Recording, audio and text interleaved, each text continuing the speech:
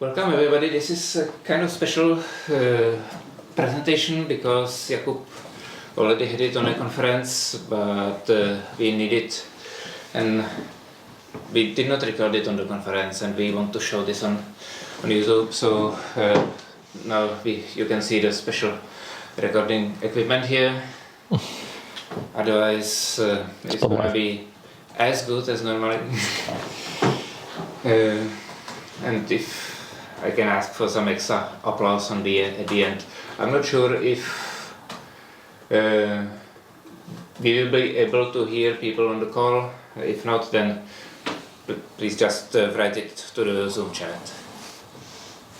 Okay, thank you, Paul. So, hi everyone, you know me. I am Jakub, and I will show you today some React performance tips and tricks which I learned during working at Outreach when we have a huge application with a lot of things moving and try to improve the things. And like this, there is echo. And maybe we can start again because there is echo. Oh.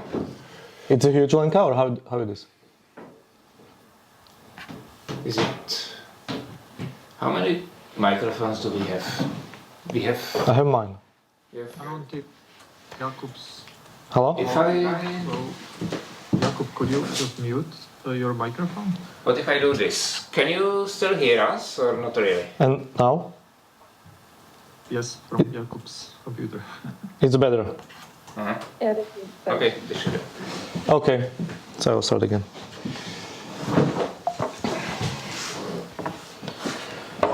So, hello everyone. My name is Jakub Miskech. I'm working at Outreach, and today I will show you React performance tips and tricks. It's things I learned working here at the Outreach because the application is huge and we have a lot of things we need to solve, and we also really try to find some nasty bugs. So I will show you some tips and tricks, and usually how I'm looking for bug or like slow pieces in the application, how to solve it. I'm working as a software engineer. Here are some links to me and also link to this presentation available publicly with the code and presentation. And also at the end of the presentation there will be a reference slide where I will show every links I used during the presentation. So I will start with the bug environment. Why I think it's really important, it's because you need to be able to measure what you are trying to improve and really see if the changes you are making are improving your code or even making it worse, because just blindly adding memo is not solving anything. Then I will show examples how correctly use memo or callback, troubleshooting with the context, because contexts are a little bit more tricky, and some power of high-order components, and mention reference pages. I will start with basic React Dev tools. I will show it even a little bit deeper. Basic thing is enable see highlighted components that are rendered during activities on the page. That can help you to see what is really rendering and when and why. And also on profile, in section profile, we can enable why each component rendered. That can help us to debug and go up through other components to find what is the problem. There is also one really good plugin. I will recommend everyone to use it. It's called SLint plugin React Hooks, where we can say exhausted dependencies warning or even error that can show us we missed something, and I will have a real example why it's important and how it can solve problems in the future.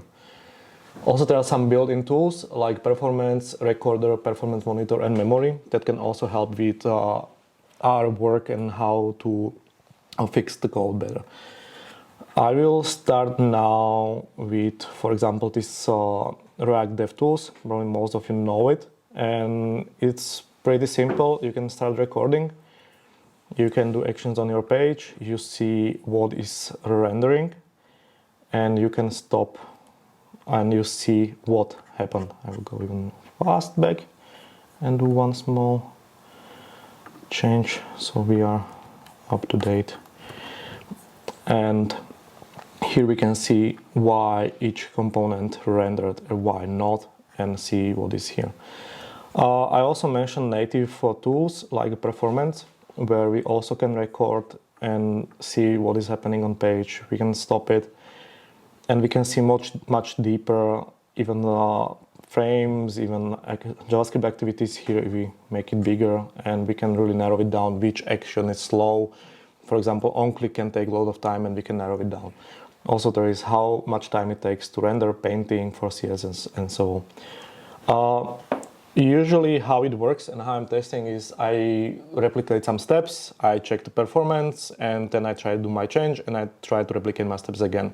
This can be kind of annoying, and it's a lot of human person input in it. When I'm clicking, I can be slower, I can be faster, and so on. There is a really nice tool called Recorder that can record your actions and then repeat it and reply with the same behavior. I can show it, for example, here where I'm on one page, let's say on Google, and I want to record steps. Let's say start recording, and I want to go to one page. I want to go Y outreach, and maybe Y this outreach. Now I will stop the recording, and what I can do, here is a button, performance panel. When I click on it, there is this all actions done by browser itself. It records the whole performance, and then when it's done, let's hope it's done. Oh, I couldn't find it, this one. It navigates back to performance with all these actions. So now basically I create my repro steps. I am doing my changes, and if I want to see if it really helps, for example, for render time, I can go to Recorder and replay it again, and I have the same output. So this is really neat things to do. One extra thing you can also use that can help you with monitoring performance is a memory. You can create a snapshot before your actions and after your actions. For example, I now just did 2 snapshots, and you can compare them, and you can see which part is growing or is getting smaller. So this can really help to see what is happening with memory, because using React Memo or callback is using the memory of browser. So having a lot of them can improve memory, or like be more heavy on memory. I would like to mention also one extra tool, and it's in this secondary toolbar. It's Performance Monitor, where you can in real time see what is happening on page. You can turn on off some specific actions, and you can see if the memory is growing. If the dooms are growing with your actions, that means you have some problem with not removing popovers in bottom of the page and all these things. So this is also like nice and can help with improving of the performance and finding the issues. Now I will move to callbacks and use Memo, because I recently see a lot of people is just blindly using it and think it's some magic. I will put, use, and everything solved. And without measuring, it doesn't make any sense. So I will show 2 versions of codes. And let me see if you can see it bigger. So for example, I have a function, it's called list item, and it's wrapped in a memo. I have handle favorite, that means on the list is some icon, make favorite, unfavorite, and it's wrapped into callback, and also memo for configuration, because it's used for format date picker, and then I'm rendering. Then let's look at another version, and it's exactly the same, but without any use callback, use memo in a body, only for the component itself. So what do you think? Which one is better? Okay, I will not use much. The second one, because really it depends on, I call it dependencies in use callback or use memo. And in React Memo for components, it's basically props. So we can really look, all props are primitive values. Therefore, if they are not changed, the component is still same. So wrapping inside everything in a memo, just adding to memory, not bringing any value. We can say just date change, and we want to keep everything same, but really React is fast, and we need to be sure if our changes are really improving something, and if it's really beneficial for us, not just adding memory and more code, and then it's really hard to navigate through it. So when we should use really callbacks, if we have or memo, if we have proof that it's really improving something, or we solve all parent renders issue. What I mean is you can start from the bottom. You see my one row in table is always re-rendering, and I want not to do it all the time. but basically the problem is in the table itself. And if we go to top, we can find the root cause that was one component, one misuse, one wrong memo, one wrong callback, or effect. And it's causing rendering every component lower. So instead of adding memo to every step from bottom, just fix it from top. And then you can save memory and time and keep the code cleaner. There are also cases when we really need to use memo as the parent fix, whatever. And it's a style of how we can write a callback. For example, someone can make some API call and is passing the value which is currently used, just negating it, and is using as dependencies. In this case, every time I click on it, the callback will be create a new one because the dependencies are heavily changing. So what we can do, we can, for example, for instance, we can move it to arguments. So we have memoized function and just accepting the value we want to call and the whole logic inside. So we need to look mostly on the dependencies every use callback or use memo. For memo, it's basically the same thing. There is more options we can do. For example, from the code, we saw a configuration for date formatting, and it's also wrapped in the memo because it's used in this use formatted date. What we can do, we can move it inside. If it's used only in one place, just keep it inside. We don't need to keep it outside, have multiple memos and so on. Usually it can happen, you are writing code and you think you will use globally, but at the end you use it only in one place and you end up in memo. So cleaning the code after development really helps with this. And in case it's really used outside, in multiple places, we can define it outside of the function or component, and then it's basically always the same. And we don't need to deal with memo inside, so there is multiple approaches what we can do. Now I will move to troubleshooting with the context, because context lives on top of the parent components, and any child component can read to it. And if the context change, every child using it renders, and it can cause those problems. Now I will show you the structure of app, how it's written and where we will be playing. It's a notification context that contains all notifications and function add new notification. We have application inside that has navigation with items, have navbar, and dashboard where are two tiles, table and notification.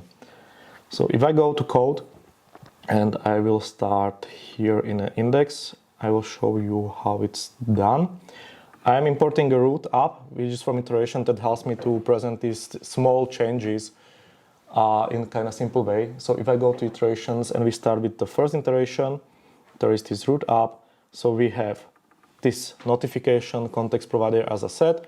Here is a hook creating array of notification, which is basically React state and set state for add notification with some cleaning. It looks quite big, but basically all these things is for timeout. When I add a notification in 2 seconds, I want to remove the notification from the list. And cleaning for this. When I go back, then I'm directly importing application, where the application has the structure as a show, navigation, navbar, and dashboard. In a code, it looks like this. And when I'm adding notification, which the button is here, we can see notifications added here. There is a number of active notification of navbar and also in navigation. As I will see, everything is rendered because there is no memo, no callback, no optimization, one context in structure as it done. And this is not important why tile table is rendering all the time when I'm just adding notification in 2 places.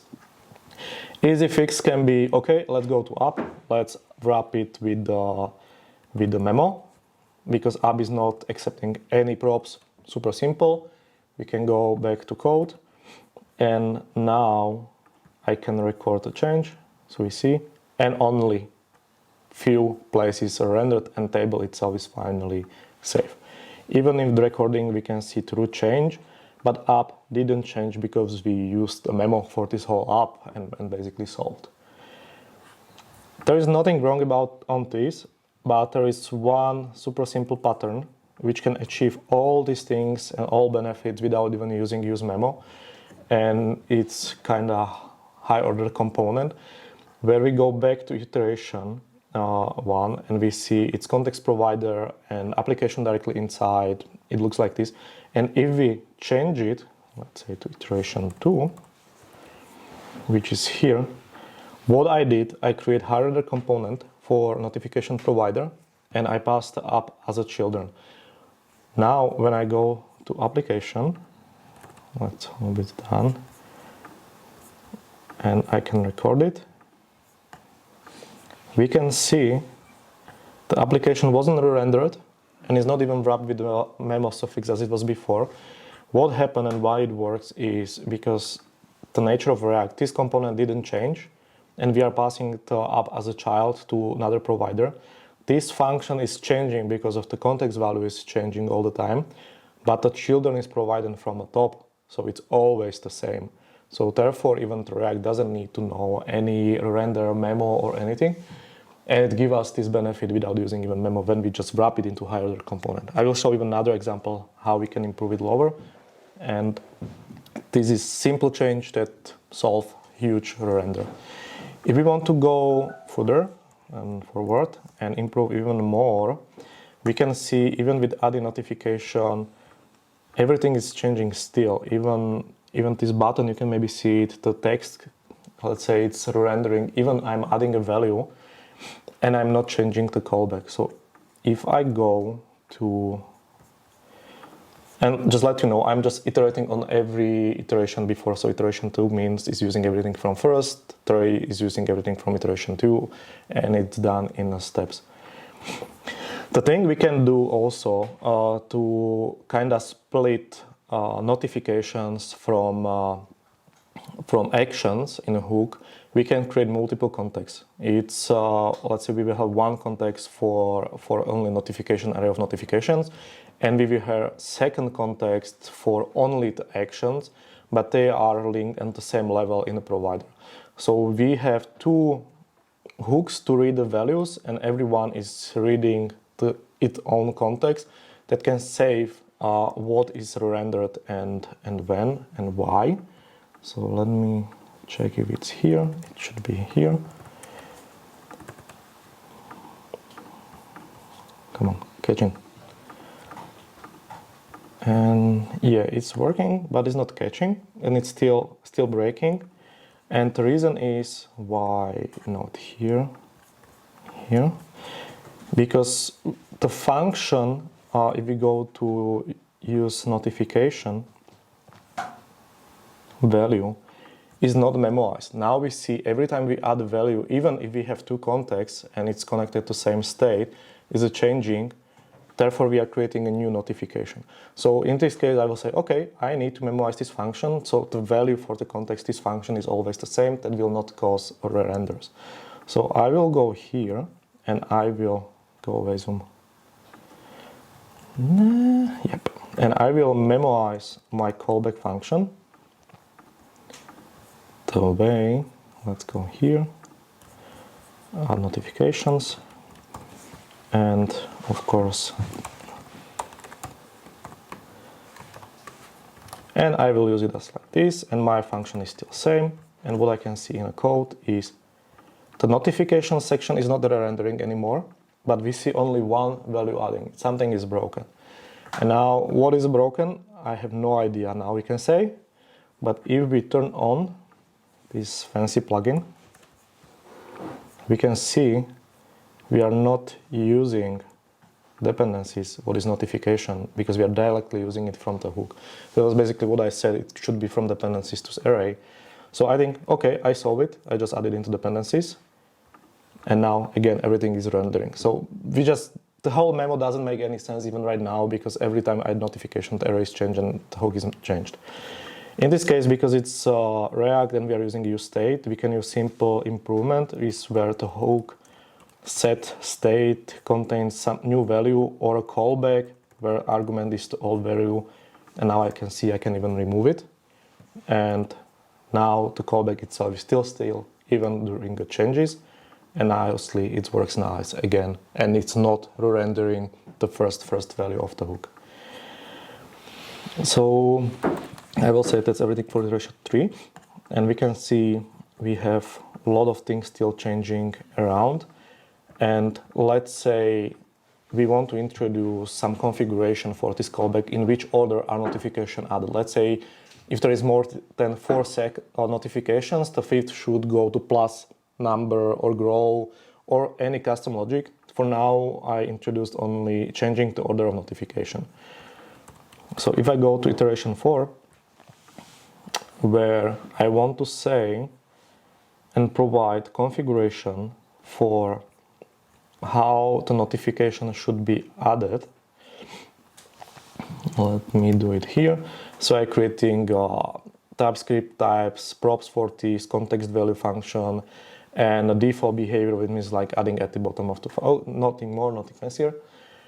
And then I want to only introduce this logic, and I go here, and I will replace this part adding notification with using the callback. Now I see it's screaming for me, hey, you are using callback, merge callback from outside and can be changed. So if I go back to code, now it works because I didn't provide and I'm using the default one. But in the moment I start using my custom logic for this, let's add it here. Yep, then it is. Where I'm saying if there is more than 2 notifications, the direction should be up or down, adding into list. Where we can see it here, it's, see, like it's going 1, 2, 3, and then the 4 is on the top. Or 3 is on the top. So we changed the logic, but now we see again everything is rendering and we are losing all this memo. So we can end up in situation and saying everyone like, okay, you want to this, you need to wrap your whole merge logics or these custom callbacks into hook.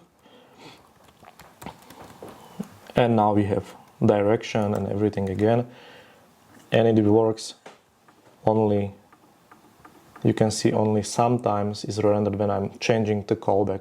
So the button is kind of memoized, but when I change the logic, it's again lost whole memoization, so it doesn't make sense.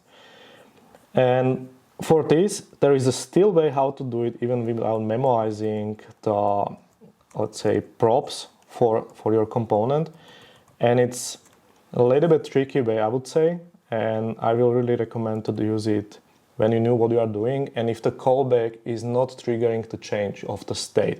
It's only some helper, some calculation that can help you to change the value, and it's passed from outside, and you expect it should be always, can be modified, but is not changing a state. So if it's only modifying array but not updating state, it's fine to use it. And I would say we can use reference for it. So if I go back to this function, context value, where I can say merge callback is reference, and every time when the hook is changed with a new, I'm just updating the current value of the reference for this callback, and here I will replace it for that reference. Now I can remove it from my code, from dependencies, and now we can see it still works even not re-rendering my input, and I'm still achieved the whole behavior I wanted before, even without these changes. So that's for troubleshooting with the context. Usually you need to go from bottom to component to top to find what is causing, what is the real problem of the re-rendering component, starting from that point, not just adding memo level by level to find the region. Then the rest of the memo doesn't even make sense. And then I will show you another ways of high order components. As we know, there is multiple ways how we can use it. We can pass element itself, we can pass a component, and we can pass it as a callback. Everything has pros and cons. There is a really nice article that will be in the references how everything has benefits and how we can manipulate with it, and in which case which one is the perfect one for you. And as we even saw here with the context wrapping into provider and application path as a child, so maybe we can do the same thing as this for another section of the application, which is, for example, this navigation. If I add a notification, I see everything changed, and basically I wanted to add only the number into one item. And if I go to up, let's say it's the navigation, it's the list item, I have it here, and I have my list, and I'm using the value. Now it will need, okay, I need to create another component. I will need to move this use notification context reader to now component, and maybe I need on multiple places. And I would like to do something much simpler. So we can use wrapper, again, similar to what we have for context, where I have only reading and we have component pass inside, usually as a render item, or it can be child or whatever we need. And we are calling it with specific values. So when I use this hook or header component in list item, now we see we don't even need this hook. So the loader is not at this level. And we have render item when we are saying the props contains batch value, what is for us the number of the notifications. And with this simple change, I can solve it simply without doing anything. And it's only like this one component. You can go even further another way, like what you need. You can set up the props you want to pass and go. What is really nice thing, you can use it not even for context, you can use it also for a network. So I create this network wrapper when I have settings and I want to say I don't want to stop rendering the whole navigation until I load all batch numbers. And user has to wait. That's like really worst thing. So what I will do, I will replace the settings with this new one, where inside is a timer, and after 2 seconds we will show batch value 92. Otherwise it's -1, and that's. So if you render it, we can see here in settings. No, I should save it, right? So we can see here is a value. It's a loading, and after 2 seconds it's changed to value, and even with React Performer with catch, only this element will render. So this is really nice to way. And if you still remember, there is still this top corner with same value, rendering everything. We can go back and we can reuse the same hook we used for notification in menu in a navbar. If I replace this with, let's hope I wrote it correctly. And we don't need this again, and this again. And we see again, only this part is rendering. So that's all from my side. Here are the links I mentioned. Here is a link from Kenzie how he described when and why use also memo and callback. And here a nice example of how to pass component in these various types and what is the benefit of all of it. And some links to tools and plugin. So thank you so much for your time. Hope you enjoyed.